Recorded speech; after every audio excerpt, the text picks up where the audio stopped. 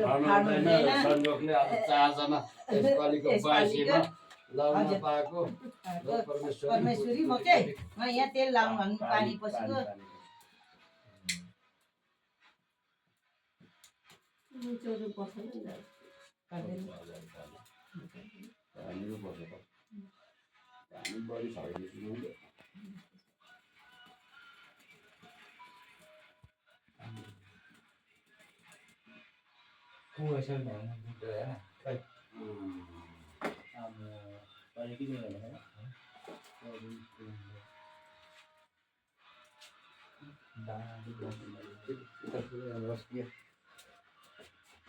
सम्भवको त दही नै खालको पाताले ठिकै नै दरो पुत्नु चाहिँ भएको थियो कार्यकालमा त भने स्वास्थ्यलाई ठिक हुँदैन तिमीहरूले मलाई पो सम्झाउनु पर्ने हो तिमीहरूलाई सम्झाउनु पर्यो अब सम्झिआएपछि सम्झि जाँदा उमा ढल्यो भने त गाह्रो हुन्छ आजको कुनै यसरी बाँच्न पाऊँ हजुर अस्ति ल अब त्यही त एउटै हो आशीर्वाद चाहिँ सम्झि आउन त झन्डा कस्तो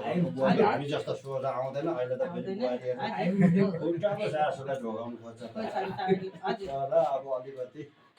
अब हामीलाई विद्रोह आश्रममा चाहिँ छोरा बुहारी आएपछि नपुरा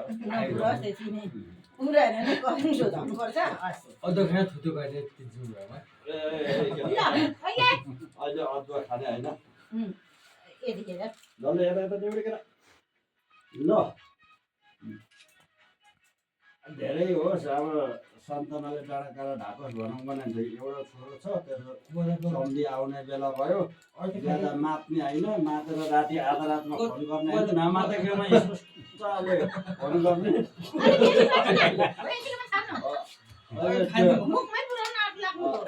अब यस्तो बुहारी भेट्दैनस् फेरि बुहारीले गर्दाखेरि तपाईँ बाँधेको छ चेक्दा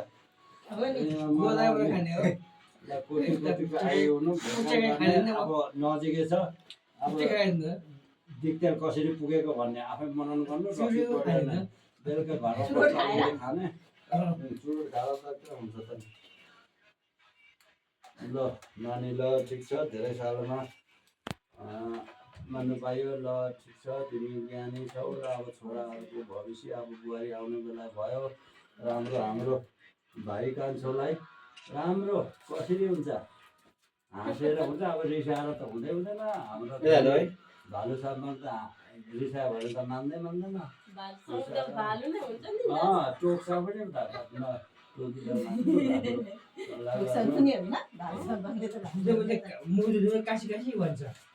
म एकैचोटि सक्छु है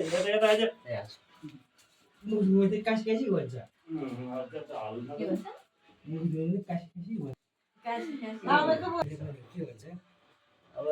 ठिकै छ अमेरिका जाने जता भए पनि अब पैसा छ कि पैसा छ सबै छन् तिम्रो बुद्धिमानी हो अहिलेसम्म राम्रै छौ अब जीवन सँगै निरोध राम्रो छैन हुनु त पारीको मक्करले भन्थ्यो अब बुझ्नु सकिँदैन यसो हेर्नु राम्रै छ भने तर लिभिङ टुर धेरै बुझेर मात्रै गर्ने हातखुट्टा नभाँचेको अनुहार तिमीहरूले पनि राम्रै होस् तर मुख्य चाहिँ स्वभाव राम्रो पर्छ चलाएको नै ज्ञानी भन्नु राम्रो आफूभन्दा ठुलो मान्नु आफूभन्दा सानोलाई माया गर्नु आदर गर्नु सबैले इष्टमित्र दाइँ होस्।